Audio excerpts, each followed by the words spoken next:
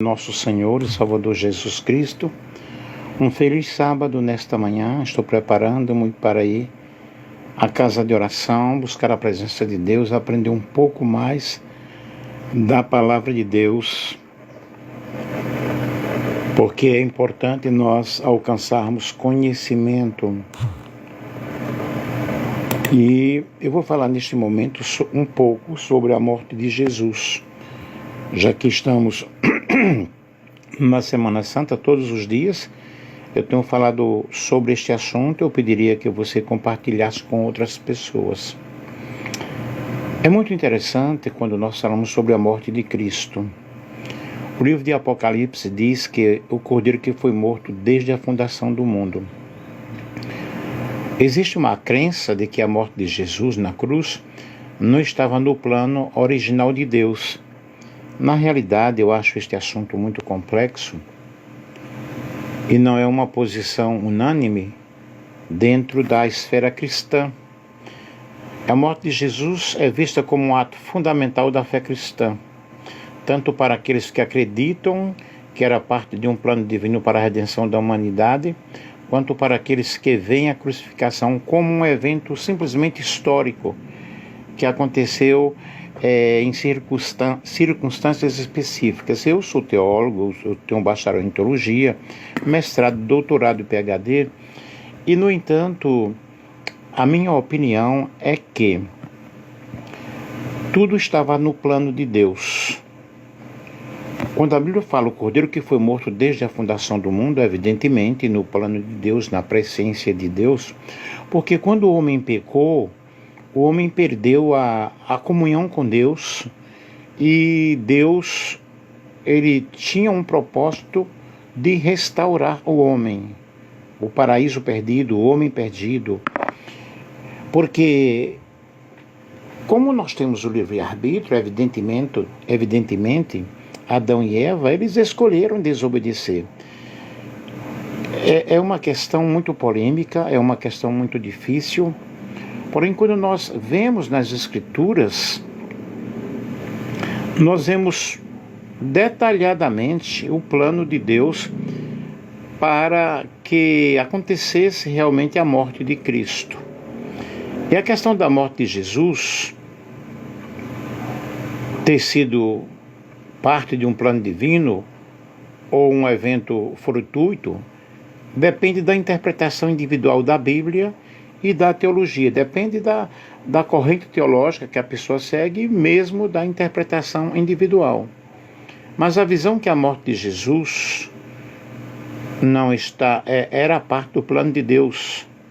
E muitos cristãos acreditam que Deus, na sua sabedoria, tinha um plano para a salvação. Evidentemente, ele tinha um plano para salvar o homem. E que a morte de Jesus na cruz do Calvário era o ponto central desse plano. Nós vemos isso no Antigo Testamento, nos Evangelhos, porque expressa a agonia de Cristo, a dor de Cristo, a angústia de Cristo. Principalmente o Salmo 22 fala desse plano. É o Salmo messiânico. E nós vemos em Isaías 53 falando que o Senhor Jesus, ele levou as nossas dores, as nossas enfermidades, e o castigo que nos traz a paz estava sobre ele, e pela sua pisadura nós somos sarados. Isaías 53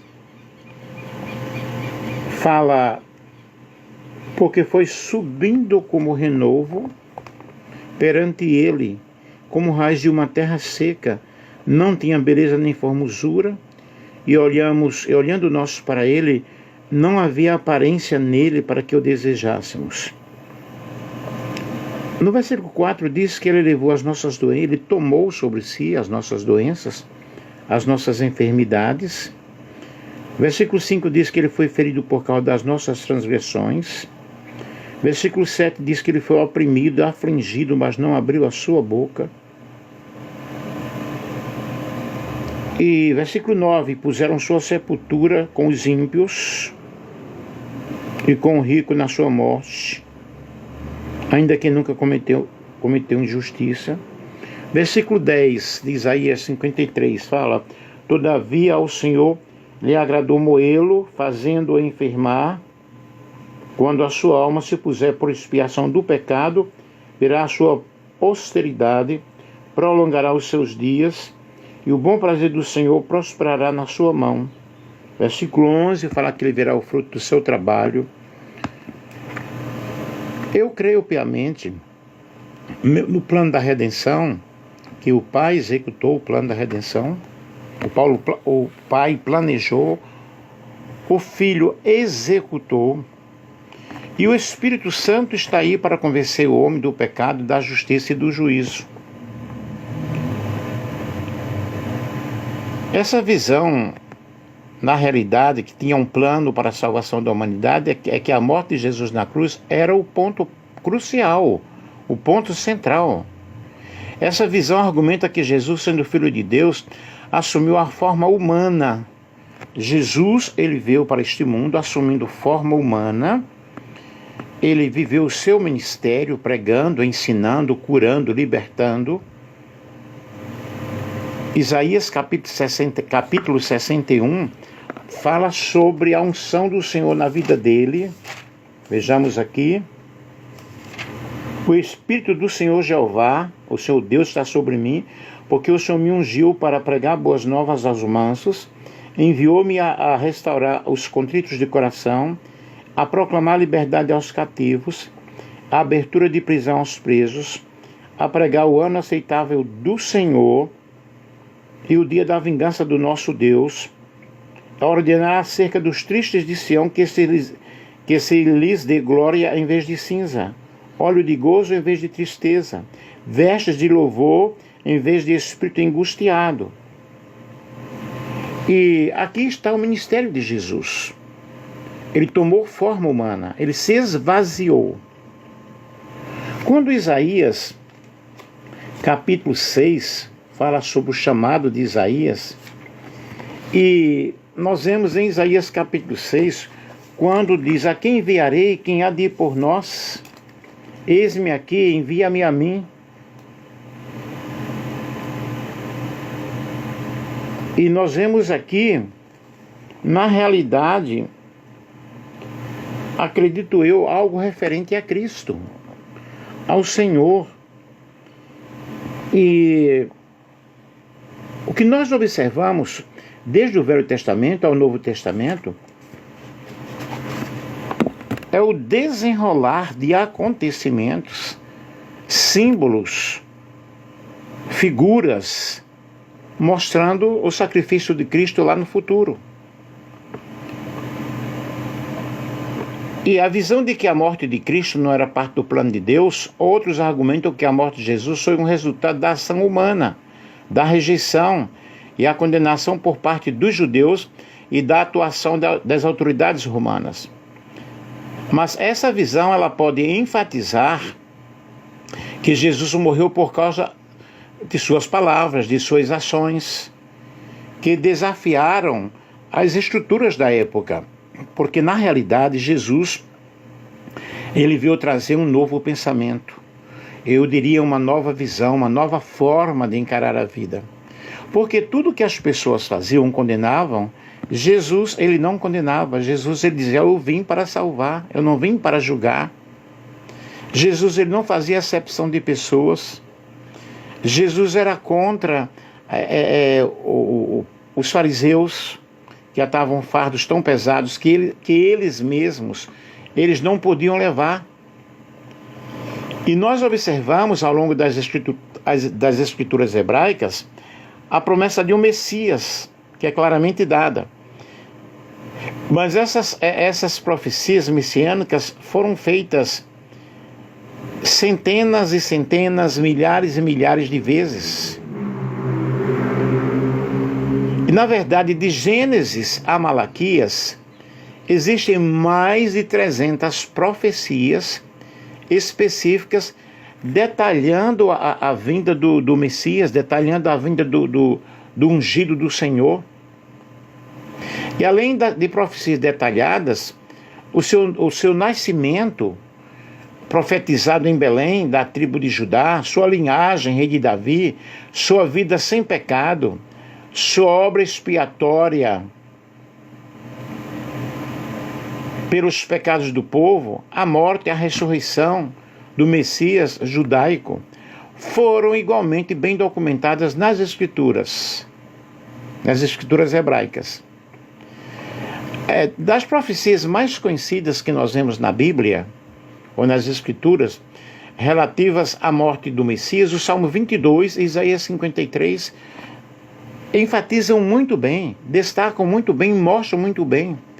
O Salmo 22 é um salmo realmente surpreendente. E nós vemos no Salmo 22 expressões. Vejamos aqui, pois, o Salmo 22. Salmo 22, número 22. Quando fala, ele começa falando sobre o desamparo. Deus meu, por que me desamparaste? E Deus o desamparou ali naquele momento por causa dos meus pecados. Por causa dos teus pecados, nossos pecados estavam sobre Jesus.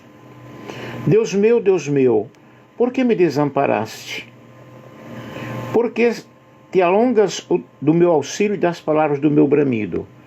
Vejam que no Getsêmani Jesus clamou tanto que o seu suor, a sua agonia, a sua aflição transformou-se em grandes gotas de sangue. Deus meu, eu clamo de dia, tu não me ouves, e de noite não tenho sossego. O Salmo 22, o título do Salmo é O Messias sofre, mas triunfa. Então, queridos, aqui está mostrando o sofrimento do Messias.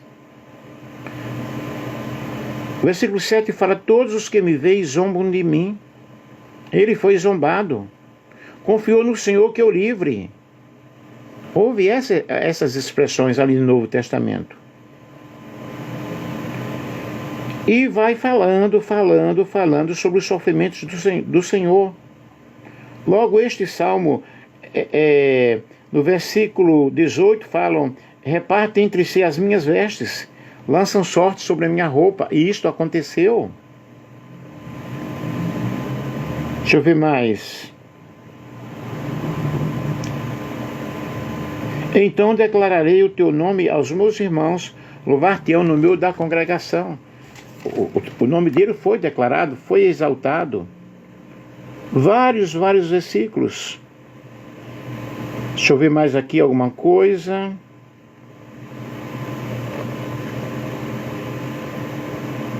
No fim, no versículo 31, fala: chegarão e anunciarão a tua justiça ao povo que nascer, porquanto ele o fez, a justiça dele semeada. Logo, o Messias teria as mãos e os pés transpassados. Salmo 22, versículo 16, deixa eu ver aqui. Pois me rodearam cães, o ajuntamento de malfeitores me cercou, transpassaram-me as mãos e os pés. Aqui o salmista está profetizando, o salmista está falando. Isto aqui não estava no plano de Deus. Os ossos do mestre não seriam quebrados. As pernas de uma pessoa eram geralmente quebradas depois de ser crucificado para acelerar sua morte. Aí nós vemos Salmo 22 e o versículo 17. Deixa eu ver. Não é aqui. Poderiam contar todos os meus ossos. Eles me veem e contemplam. Repartem entre si as minhas vestes. Outras traduções falam isso, sobre os ossos quebrados. Ou as pernas, os ossos do mestre não seriam quebrados das pernas de uma pessoa. João 19:33, vamos ler aqui, João 19:33, Evangelho segundo escreveu São João, capítulo 19, e o versículo 33, deixa eu ver o que é que diz. Louvado seja Deus. Mas, vindo a Jesus e vendo-o já morto, não lhes quebraram as pernas. Os homens iriam lançar sorte sobre a roupa de Jesus, Salmo 22, 18. Isaías 53, que é uma profecia clássica, uma profecia messiânica, que fala sobre o servo sofredor e detalha realmente sobre o sofrimento de Jesus. O Messias seria rejeitado, o Messias morto como um sacrifício vicário pelos nossos pecados. Isaías 53, 3-5. Ele ficaria em silêncio diante os seus acusadores. E além da morte de Jesus, nós vemos a sua ressurreição, que também foi anunciada. E a mais clara e mais conhecida das profecias sobre a ressurreição é escrita pelo rei Davi, no Salmo 16, versículo 10. Vamos ler aqui o Salmo 16 e o versículo 10. Deixa eu ver. Salmo 16, versículo 10. Pois não deixarás a minha alma no inferno, nem permitirás que o teu santo veja a corrupção. Aqui fala sobre a ressurreição de Cristo. Isso foi escrito milênios antes do nascimento de Jesus. Então, queridos, a ressurreição do Messias, nós vemos ela bem implicada em outro salmo de Davi. E mais uma vez, este é o Salmo 22, dos versículos 19 a 21.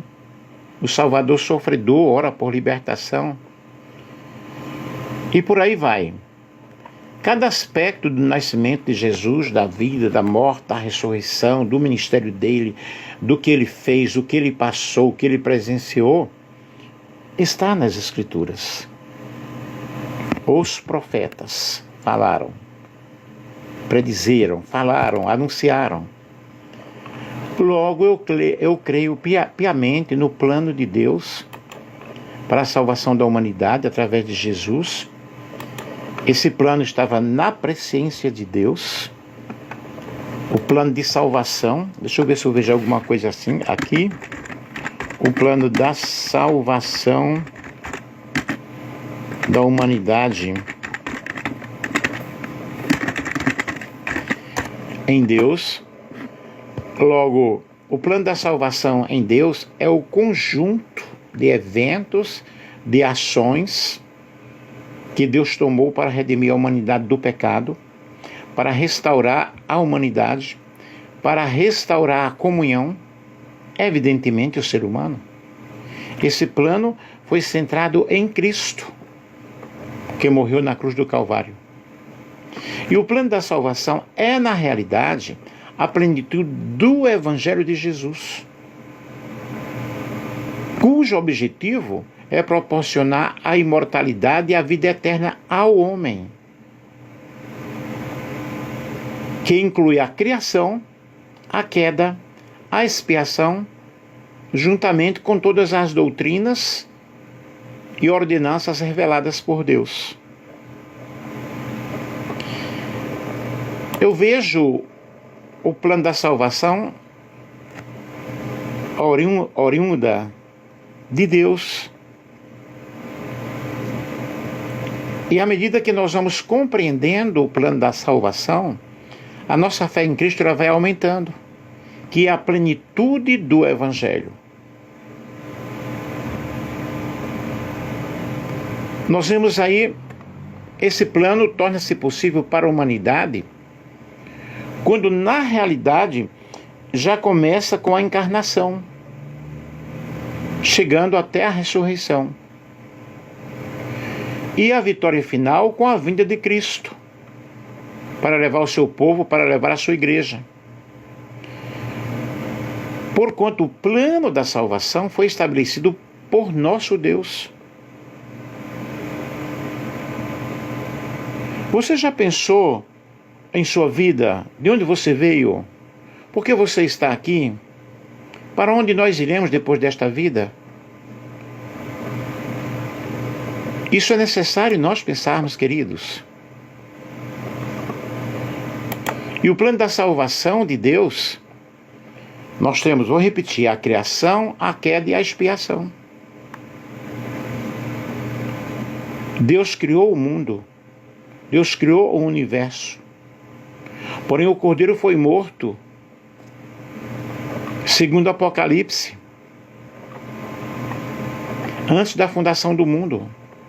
E a salvação é justamente o plano de Deus para trazer a redenção para o homem. O plano da salvação é um resumo da mensagem central da Bíblia. Deus nos criou e Ele nos ama. Ele nos criou para sermos salvos. Ele não nos criou para a condenação. Muito embora que todos pecaram. Porém, a graça de Deus nos trouxe a redenção. O castigo do pecado justamente é a morte, mas a salvação veio através de Jesus. Deus não nos abandonou. Ele é justo, castiga o pecado, mas Ele quer que nós tenhamos uma vida digna de morarmos nos céus. E para isso, Ele enviou Jesus. Jesus pagou alto preço. Deus enviou o seu Filho, o único Filho, para levar o castigo de todos nós. Qualquer pessoa pode ser salva, desde que aceite o sacrifício de Jesus. Basta crer e confessar. Seguir os mandamentos do Senhor. E existem muitas formas de nós explicarmos o plano da salvação. Quando você está tentando explicar o plano da salvação, nós precisamos falar do amor de Deus, que é tão grande. Deus, na sua presciência, já sabia de tudo isso. Mas por que Deus sabia de tudo isso e deixou o homem desobedecer? O homem é livre. O que nós precisamos é aceitar o plano da salvação. E Deus enviou Jesus à terra porque Ele nos ama. Essa é a resposta mais simples que nós podemos dar para as pessoas. João 3,16. Deus amou o mundo de uma tal maneira que deu seu Filho unigênito, para que todo aquele que nele crê não pereça, mas tenha a vida eterna. Essas palavras do próprio Jesus, explicando a sua missão. O problema do ser humano está justamente no pecado. Tanto a morte física quanto a morte espiritual significa a separação total de Deus. Mas Jesus veio para restaurar todas essas coisas. Deus ama a todos. Nós estávamos separados de Deus por causa dos nossos pecados. Deus enviou o seu Filho, que pagou um alto preço, e quem crê nele tem a vida eterna. Não vai morrer eternamente. Pode morrer fisicamente. Agora, por que eu estou dizendo que pode morrer fisicamente? Porque de repente haverá o arrebatamento. Portanto, queridos, o plano da salvação foi estabelecido por Deus. Isso nós não podemos negar. O sofrimento de Cristo estava tudo no plano de Deus. A Bíblia diz que a Deus agradou moê-lo. Realmente isso aí não é fácil nós compreendermos. Não é fácil nós entendermos. Mas para entender a salvação, nós precisamos voltar ao início, desde o Jardim do Éden. Quando o homem e a mulher caíram em pecado, quando eles desobedeceram, quando eles se distanciaram. Mas a salvação, ela é um ato de libertar o ser humano do poder e das consequências do pecado. E em Jesus nós vemos isso. Logo estava no plano de Deus. E o plano da redenção é um ato de graça. Uma das verdades mais incríveis sobre a salvação é que ela é de graça. Pela graça sois salvos, mediante a fé. E isto não vem de vós, é dom de Deus. Não vem das nossas obras para que ninguém se glorie. Agora eu preciso ter fé, entregar a minha vida, me arrepender dos meus pecados, e o tempo é agora, o momento é agora. O convite é para todos.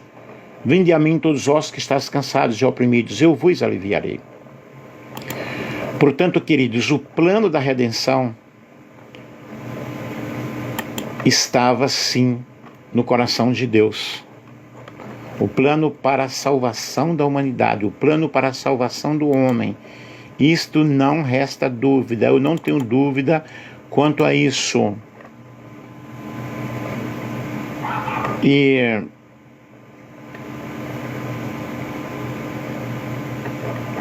quando eu creio na Bíblia, que ela é o livro de Deus, inspirado por Deus, eu vou acreditar no que diz a palavra. Romanos 5:8. Mas Deus prova o seu amor para conosco pelo fato de ter Cristo morrido por nós, sendo nós ainda pecadores. Vede que grande amor nos tem concedido o Pai, a ponto de sermos chamados filhos de Deus. E de fato somos filhos de Deus. Por esta causa o mundo não nos conhece, porquanto não o conheceu a Ele mesmo. 1 João 3:1. Nisto se manifestou o amor de Deus em nós, o fato de haver Deus enviado o seu Filho unigênito ao mundo, para vivermos por meio dele. Nisto consiste o amor, não com que nós tenhamos amado a Deus, mas em que ele nos amou e nos enviou o seu Filho para a propiciação dos nossos pecados. Estava no plano de Deus. Aí nós vemos a grande misericórdia de Deus, porque todos pecaram e destituídos estão da glória de Deus. Ele demonstrou seu amor por nós. Ele nos amou, manifestou a sua graça a todos os homens, cumpriu sua parte e o seu plano para salvar o homem, enviando Jesus. E porque Cristo, quando nós ainda éramos fracos, morreu a seu tempo pelos ímpios. Agora ele morreu porque ele quis. Ele se entregou por nós. Ele poderia não ter aceito, mas ele se entregou por nós. E Jesus, agora, ele é o nosso único sumo sacerdote. E a salvação, ela é apenas por meio de Jesus. Ninguém morreu por nós, a não ser Jesus. Maria não morreu, Paulo não morreu, ninguém não morreu. Jesus morreu por nós. Morreu por mim e por você. E agora, queridos, nós somos cidadãos dos céus, porque pela fé nós aceitamos o sacrifício de Jesus.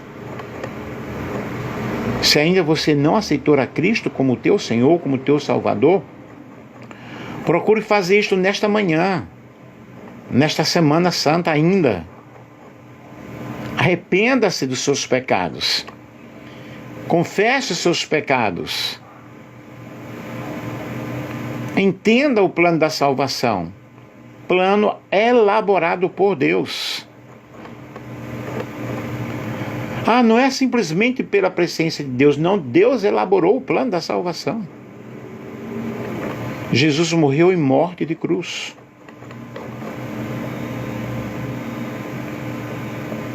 Portanto, nesta manhã, eu quero te falar uma coisa. Jesus veio para salvar aquele que estava perdido. E a salvação é a melhor coisa que pode acontecer na vida de uma pessoa. Essa salvação, ela tem uma sequência. Justificação. Ele nos justificou, nos declarou justos. Temos a santificação, que ela é um processo que acontece na vida da pessoa, e a glorificação, que será algo futuro.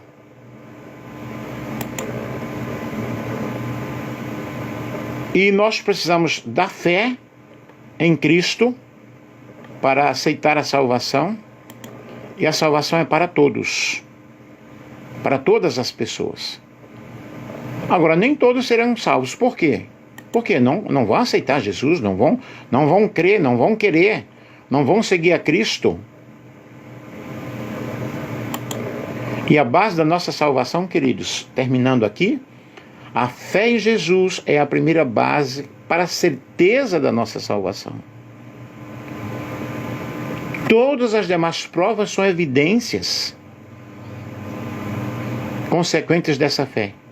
E para uma pessoa ser salva de acordo com a Bíblia, ela tem que crer em Jesus. E sem a fé em Jesus, essa pessoa jamais poderá ser salva.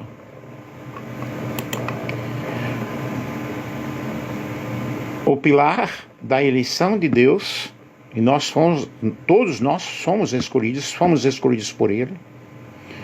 Nós temos a redenção pelo sangue de Jesus, a eleição eterna do Pai pelo sacrifício substitutivo do Filho e a santificação do Espírito.